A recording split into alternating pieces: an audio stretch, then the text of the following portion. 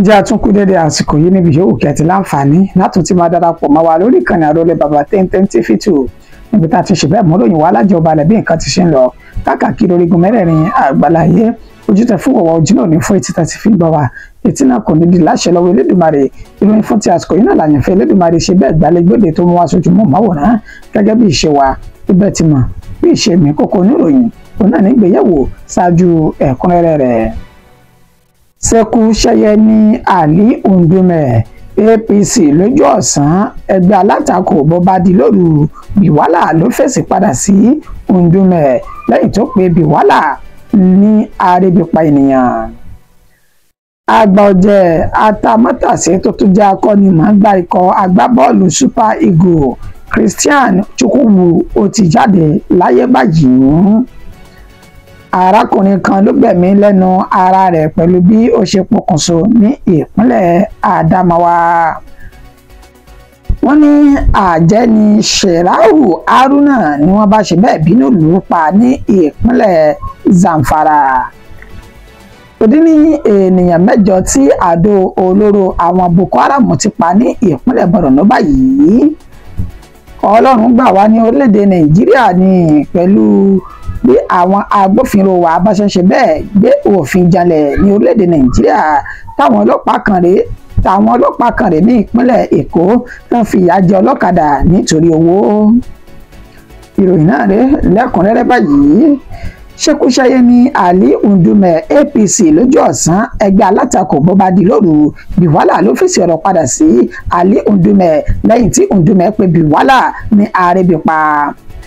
Gẹ́gẹ́ bí ìròyìn náà bí ó ṣe ti ń jáde àti àlàyé tá a ti mú wá tẹ́lẹ̀ nípa àlàkalẹ̀ àti àlàyé tí ẹni tó jẹ́ sẹ́nítọ̀ tó ń ṣojú gúúsù ìpínlẹ̀ Borno Ali Ndume èyí tó ṣe lójúmọ́ máwòrán chánẹ́ẹ̀lì níbi tó ti ṣe àlàyé ẹni tó jẹ́ olùdámọ̀ràn pàtàkì fààrẹ Bọ́lá Ahmed Tinubu lórí ètò ìròyìn àti ìlànà àátẹ̀lé Daniel Bíwálà ó pe Bíwálà ní arẹ́bípa ènìyàn látàrí bí ó ṣe ń ṣe bẹ́ẹ̀ ṣe àtakò sí gbogbo ọ̀rọ̀ tó bá ti sọ nípa ààrẹ Bọ́lá Ahmed Tinubu. Ali Ndume òun ló ti kọ́kọ́ sọ ṣáájú wípé bóun bá ṣe bẹ́ẹ̀ mú ìmọ̀ràn wá àbí òun rí àkùdé àbí kùdìẹ̀kudiẹ kan nínú ìṣèjọba ààrẹ Bọ́lá Ahmed Tinubu ó ní kàkà tí wọn yóò fi mójútó ohun tí òun sọ yìí ohun tó ń sọ̀rọ̀ ó ní wọ́n máa ń gbá ní kọ́kọ́rọ́ ọ̀rọ̀ lórí ó ní ṣẹ́ẹ̀tì ẹ̀rí ti Daniel Bíwálà yìí àrẹ́bípa lásánlásán ó ní ọ̀rọ̀ tó sọ yìí ó ló mú kí Daniel Bíwálà kó wá fèsì padà lójú òpó ayélujára X rẹ̀ níbi tó ti júwe ẹni tó jẹ́ sẹ́nítọ̀ ọ̀hún Ali Ndume gẹ́gẹ́ bí ènìyàn tí ó pè ní ṣekúṣẹyẹ. Ó ní tó bá di ojú ọ̀sán a máa ṣe ẹgbẹ́ òṣèlú APC tó bá wá di alẹ́ báyìí yóò máa ṣe àtakò fún ẹgbẹ́ òṣèlú ọ̀hún. Nígbà tí ó tẹ̀síwájú ó ní nígbà tí Ali Ndume tó pe òun ní arẹ́bípa oníṣèkò rántí gbogbo àsìkò àtẹ̀yìnwá tó ti ṣe ìrànlọ́wọ́ fún Ali Ndume ni ó ní nígbà tí Bukola Saraki tó jẹ́ senate president tẹ́lẹ̀ lórílẹ̀‐èdè Nàìjíríà tó fẹ́ ṣe bẹ́ẹ̀ dá dúró gẹ́gẹ́ bí sẹ́nítọ̀ ní ilé ìgbìmọ̀ asòfin àgbà ó ní sọ́nà tí bí ó ṣe wá bá òun ní ọ́fíìsì òun tí òun sì ṣe ìrànlọ́wọ́ fún ó ní gbogbo ìgbà yìí kò rí ọ̀rọ̀ burúkú kankan sọ nípa orúkọ òun. Ó ní bẹ́ẹ̀ ni tó tún rántí ti ìgbà tí ó ṣe bẹ́ẹ̀ fẹ́ díje sí ipò sẹ́nítọ̀ yìí ó ní ṣé ó gbàgbé ni odidi wákàtí 2 gbáko òun ló máa fi dúró de òun ní ọ́fíìsì tóun kò sí nílé tó sì dúró ó ní gbogbo ìgbà náà kò rí òbí aláìda. Ó ní ẹ ti mọ̀ pé Ali Ndume kì í ṣèyàn gidi kì í sì ṣèyàn pàtàkì láwùjọ torí pé gbogbo àsìkò tí wọ́n fi ń pín oyè ọmọ ìlú tó gbá múṣemúṣe ní gúúsù ìpínlẹ̀ Borno ọ̀hún ó ní wọn ò wo ibi tí Ali Ndume wà ó náà ò lè sọ jù báyìí lọ ṣùgbọ́n kẹ́rì ọkàn kò máa jẹ́ Ndume fúnra lára rẹ̀ pẹ̀lú àwọn àtìlẹ́yìn tó ń ti ṣe fún un ṣáájú àkókò yìí ó tó wá di wípé ipò ẹ̀gúsí òun ó di ohun tí a kì í jírí mọ́ tó sì ń sọ̀rọ̀ òun láì dáa gbogbo tó bá ti gbọ́ orúkọ òun báyìí níṣẹ́ ló tún bà òun jẹ́ káàkiri. I made true. They say your observations are incorrect and that they're not factual. But again, let me ask you, Senator, politically, are you threatened? No. Because what we are hearing on the ground is maybe there's one of the advisors to president that is being prepped to replace you. Who's that? I don't know. You are on No, I don't know. I don't know. And I'm not scared Are you scared of Bwala? No. Bwala? Daniel Bwala. Bola cannot win House of Assembly member in my state. But if he's giving you a ticket, well, I mean, the ticket for... Ticket is a different thing. Election is another thing. Bola tried to be a senator now. Did he get anywhere? I don't want to talk about Bola. But who are you referring to as the attacked, or is it only Bayo you are referring to? Bola is a MAGA dog. What do you mean by that? Check. My English is not gotten up to that. Check. What do you mean by that? Google MAGA dog. Now, my Google isn't working at the moment. Yeah, that's. But is it fair now to refer to your kinsman as in that light? That's not fair. Is it fair? If they come after you, would you like it? Who will come after me? I mean, you said they came after you. No, and you are not happy in the manner. No, they can. Tomorrow, Bola can come out. He did it before. These are people that abused people like Obasanjo, people like Reverend Martin Kuka, people like Wole Soyinka, people that are old enough, respected. Bola has insulted all of them, including the president. But he called president. Àgbà ọ̀jẹ̀ atamátàsé tó tún jẹ́ akọ́nimọ̀ọ́gbá ikọ̀ agbábọ́ọ̀lù Super Eagles Christian Chukwuwu ó ti dágbére fúnlé ayé pé ó dìgbò ṣe lénìí.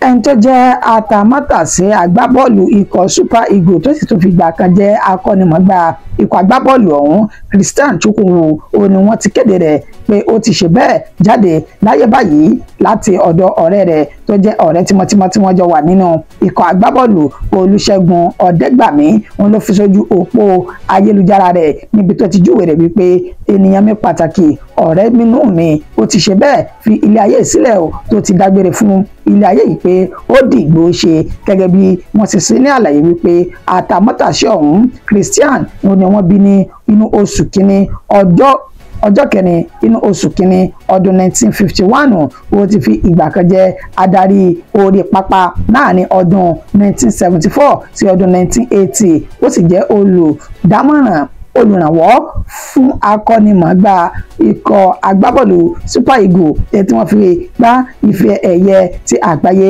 FIFA World Cup níbi tí wọ́n ti ṣe bẹ́ẹ̀ jáwé olúborí ní ọdún 1985 ó di akọ́nimọ̀ọ́gbá fún ikọ̀ agbábọ́ọ̀lù ti Kenya ní ọdún 1998 ó ní nígbà tó sì di ọdún 2003 sí 2005 ló di akọ́nimọ̀ọ́gbá ní orílẹ̀-èdè Nàìjíríà fún ikọ̀ agbábọ́ọ̀lù Super Eagles nígbà tó di ọdún 2019 ó ní ó bẹ̀rẹ̀ àrùn àìsàn jẹjẹrẹ èyí tí wọ́n sọ dímọ̀ wípé ó ń ṣe tó sì mú kí àwọn tó lórí tẹlẹ́mù kí wọ́n ṣe bẹ́ẹ̀ dáwọ́ ìrànwọ́ fún un ní ọdún ọ̀hún níbi tá a ti rí ẹni tí orúkọ rẹ̀ ń jẹ́ Fẹ́mi Ọ̀tẹ́dọ́lá tó jẹ́ gbajúmọ̀ oníṣòwò tó gbé owó tabua kalẹ̀ nígbà tí àwọn míì náà ni wọ́n ṣe bẹ́ẹ̀ náwó ìrànwọ́ sí i kó tó di wípé ọlọ́jọ́ dé lẹ́ni àkàkàmọ́yé èèyàn pàtàkì jankan-jankan lórílẹ̀‐èdè Nàìjíríà ó ní wọ́n ti ṣe bẹ́ẹ̀ kẹ́dùn pẹ̀lú mọ̀lẹ́bí àti ara olóògbé ọ̀hún níbi tá a ti rí Shehu Sani tó ti ṣe bẹ́ẹ̀ bá a kẹ́dùn bẹ́ẹ̀ náà ẹni tó jẹ́ gómìnà ní ìpínlẹ̀ Enugu Peter Mbah òun náà ti ránṣẹ́ ìbánikẹ́dùn rẹ̀ sí mọ̀lẹ́bí àti ojúlùmọ̀ àtàmọ́tàsé akọ́nimọ̀ọ́gbá ikọ̀ agbábọ́ọ̀lù Super Eagles tó dágbére fúnlé ayé pé ó dìgbò ṣe. Arákùnrin kan ló ṣe bẹ́ẹ̀ tó gbẹ̀mí lẹ́nu ara rẹ̀ pẹ̀lú bí ó ṣe pokùnso ní ìpínlẹ̀ Adamawa lágbègbè tọ́pẹ̀ ní Dúbélì Jìmẹ́tà ìjọba ìbílẹ̀ Àríwá Yọ́là ó ní arákùnrin yìí ni wọ́n ti sọ nímọ̀ wípé ó gbẹ̀mí lẹ́nu ara rẹ̀ gẹ́gẹ́ bí àlàyé tí àwọn olùgbé agbègbè náà ṣe wọ́n sọ nímọ̀ wípé arákùnrin náà ó ní ó ń rọ̀ dìròdìrò lórí igi tó wà ní ẹ̀bá ọ̀nà ní òpópónà Jìmẹ́tà yìí gẹ́gẹ́ bá ṣe ṣe lálàyé pé lásìkò tàbí ń kó ìròyìn jọ wọn kò tí ì mọ orúkọ rẹ̀ tí wọ́n sì sọ nímọ̀ pé ntí àwọn rí lára ìgbésẹ̀ tó gbé ó ní ebi ọ̀pàgbà fọ́mẹ́kẹ́ tó ń bẹ lóde lásìkò yìí àti bí ètò ọrọ̀ ajé orílẹ̀-èdè Nàìjíríà bó ṣe di ntọ́dẹnukodò tí bàbá tọmọ tìyá tí wọ́n sì lè rí ọwọ́ mú bẹnu ní inú ilé mọ́ ètò sì ṣe bẹ́ẹ̀ tí wọ́n ní ó ṣeé ṣe kó dóun ló ṣe okùnfà bí arákùnrin náà bó ṣe lọ gbẹ̀mí lẹ́nu ara rẹ̀ tó sì pa okùnso tó fi dágbére fúnlẹ̀ ayé ó dìgbà.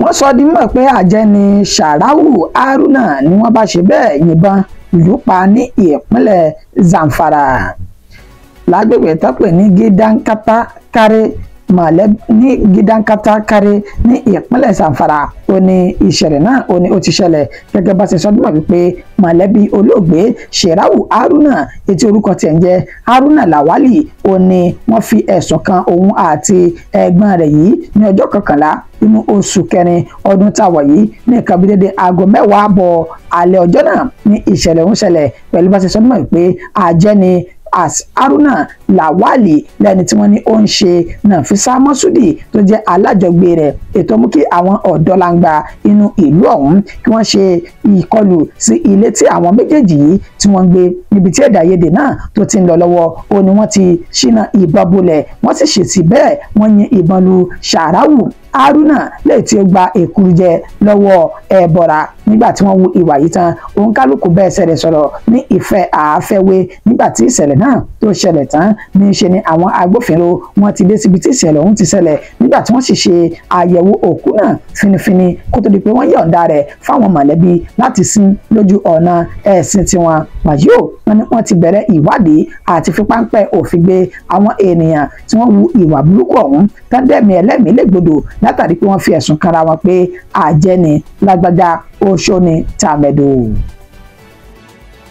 Kò dé ní ènìyàn 8 tí àdó olóró àwọn Boko Haram tó ti ṣe bẹ́ẹ̀ ṣekú pa ní ìpínlẹ̀ Borno báyìí gẹ́gẹ́ bá a ṣe ti mú ìròyìn kan wá lọ́sàn-án tèmi níbi tá a ti sọ bí wọ́n wípé ikọ̀ Lakurawa ni wọ́n gbin àdó olóró kalẹ̀ ní ìpínlẹ̀ Sokoto èyí tó ṣe bẹ́ẹ̀ tó mú ìpalára fún àwọn ọmọ ogun ilẹ̀ yìí 5 ọ̀tọ̀ọ̀tọ̀ tó mú dání wàyí ò ti ìpínlẹ̀ Borno wọn ló ti ṣekú pa ènìyàn 8 nígbà tí ọ̀pọ̀ tí wọ́n fi ara pa gẹ́gẹ́ bá ṣe ṣe ní àlẹ́ pé ní òpópónà Dambuwa sí Maiduguri ìjọba ìbílẹ̀ Dambuwa ọ̀hún ní ìpínlẹ̀ Borno ní ìṣẹ̀lẹ̀ náà ó ti ṣẹlẹ̀ nígbà tí àwọn tí wọ́n jẹ́ ọmọ ìlú ní ìpínlẹ̀ Borno náà lára wọn Ibnu Maigana ètò fi sójú òpó ayélujára Facebook rẹ̀ láti fi ìdí ìròyìn náà múlẹ̀ ó sọ nímọ̀ pé ó mà ṣe o lẹ́ni tí ń ṣe ọjọ́ 12 inú oṣù kẹrin ọdún táwọn yìí ó ní ìṣẹ̀lẹ̀ láabi yìí ló ṣẹlẹ̀ ní ìlú òun pẹ̀lú bí ikọ̀ Boko Haram wọ́n ti sọ nímọ̀ pé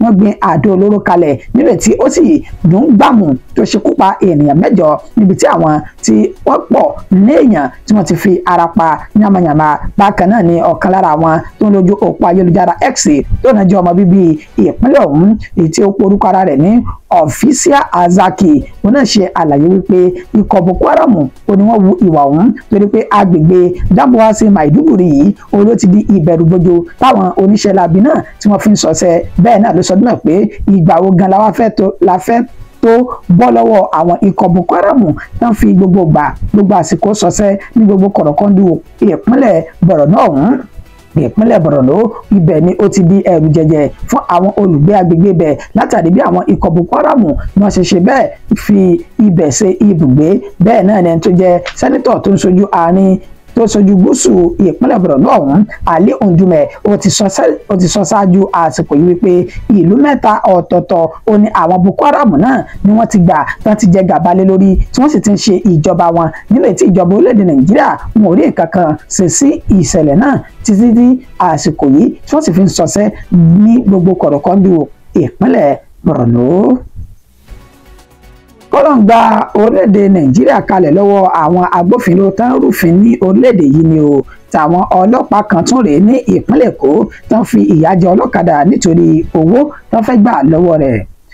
Gẹ́gẹ́ bí fídíò èyí tí wọ́n ṣe àfihàn rẹ̀ sójú òpó ayélujára bó tilẹ̀ jẹ́ pé a kò mọ ààyè àti ibi tí ìṣẹ̀lẹ̀ ọ̀hún ó ti ṣẹlẹ̀ lásìkò tá a fi kó ìròyìn jọ ṣùgbọ́n fídíò náà ní ṣe àfihàn àwọn ọlọ́pàá tí wọ́n gba ọ̀kadà nídìí ọlọ́kadà kan nílẹ̀ tí wọ́n sì ṣe ní àlàyé nínú fídíò náà wípé wọ́n fẹ́ gba owó tabua lọ́wọ́ ọlọ́kadà ọ̀hún ni ṣùgbọ́n tọ́lọ́kadà náà ní owó tó lè fún wọn lọ́wọ́ báyìí ni wọ́n ti gba ọ̀kadà nídìí rẹ̀ tó sì bẹ̀rẹ̀ sí ní tún fi ìyà jẹ ọlọ́kadà ọ̀hún kó tó di pé àwọn mẹ̀kúnnù wọ́n ṣùgbà ọlọ́kadà náà tí wọ́n sì jà fitafita láti lè jẹ́ kí àwọn ọlọ́pàá náà kí wọ́n fi kalẹ̀ á ṣe àfihàn fídíò náà láfi mọ́ ṣe ìdágbére.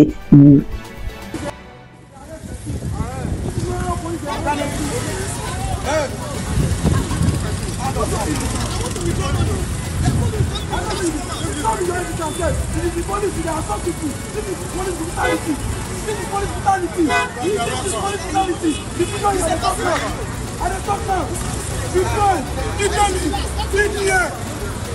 Someone else see what they do. Someone else see what they do for us. For the quality.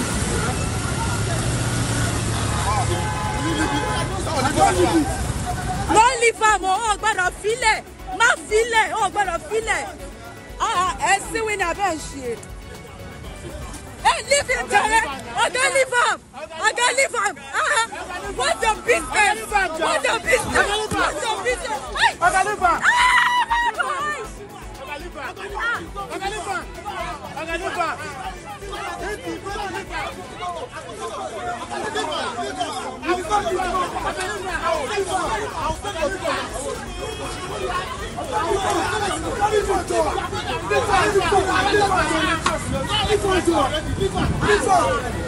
Did he steal? No, he did not. What happened, Shere? Eti ya wèrè. On top waiting settlement náà lẹ máa gbà. Owó lẹ máa gbà. Ojú kòkòrò tó fẹ́ pa yín náà nìyẹn. Owó náà ló máa padà béèrè. Owó ló máa padà béèrè. Owó na only money una sabi. Eti ya wèrè.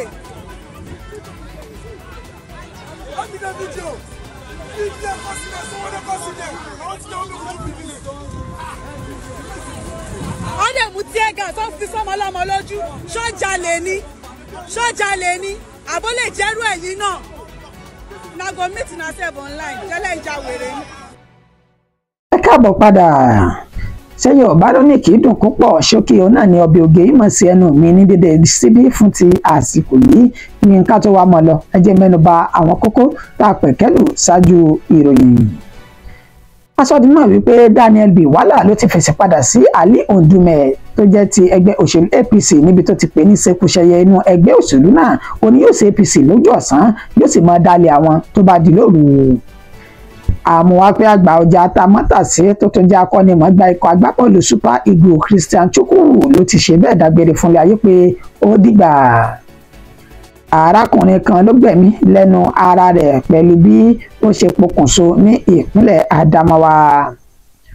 Wọ́n ní àjẹni Sharau Haruna ni wọ́n bá ṣe bẹ́ẹ̀ yìnbọn lù pa ní ìpínlẹ̀ Zamfara.